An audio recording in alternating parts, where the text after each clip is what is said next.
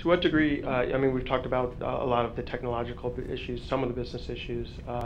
I know that a number of years ago, MPLS technology was supposed to help, create more bandwidth on all the telephone networks. I think the rural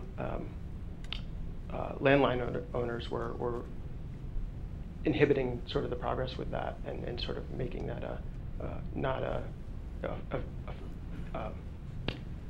workable solution.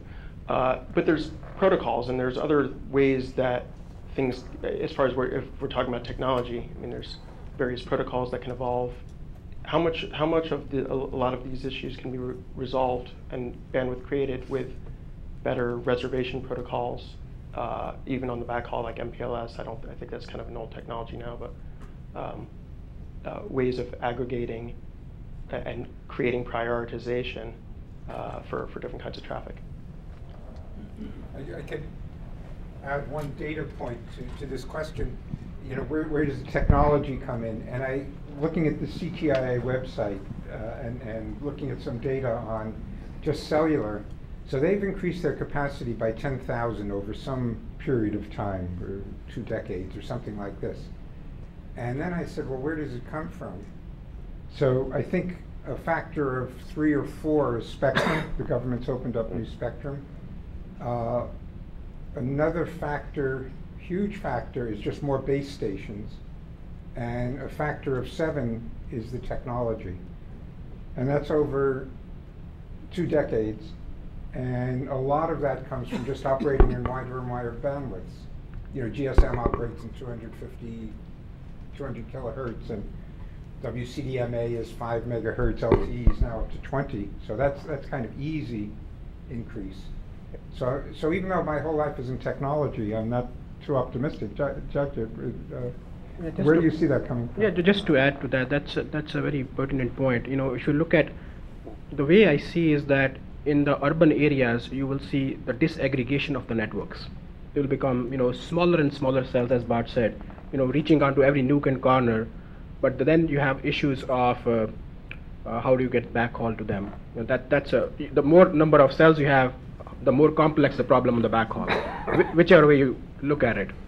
Then on the rural side, I think the issue is more of the middle mile. So there may be possibility of aggregation. So you'll see like wireless going together. You have one point, and you have aggregation and infrastructure sharing.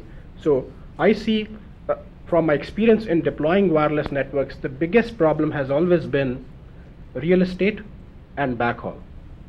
So I don't see that going away even with smaller cell.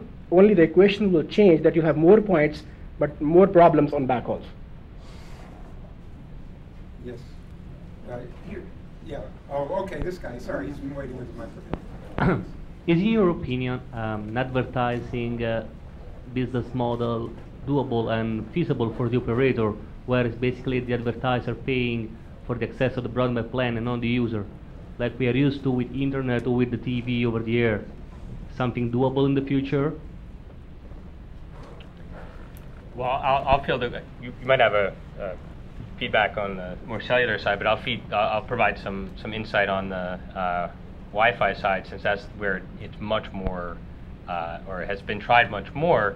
The short answer is it's not as anyone could ever imagine it. There have been ad-driven networks that have generated some level of revenue. There was I forget the name of it now, but there was a network out in the Bay Area that was trying to build out Muni Wi-Fi in, I think it was the San Jose area.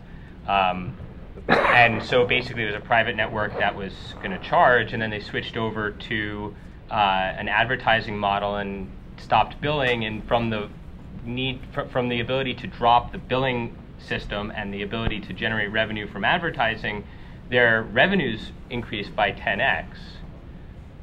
But they still went out of business very fast because it was no longer profitable, and it was never going to be profitable. And so what you've basically seen are a number of different efforts to build Wi-Fi based networks built on advertising, and we've not seen a single one of them really succeed.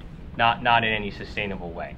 It could be part of a part of a sustainable business model, but I doubt you'll see Wi-Fi or similar types of networks be deployed driven solely based on an advertising model. Yeah, I completely agree with that. I mean, there's a basic fundamental difference between TV stations and cell phones. One is, namely, it's two-way, one-way. The overheads of running a cell phone network are a lot more complicated and expensive, and hence it can't be supported just on that alone. And Muni Wi-Fi has been a dirty word for a long time because of those very reasons.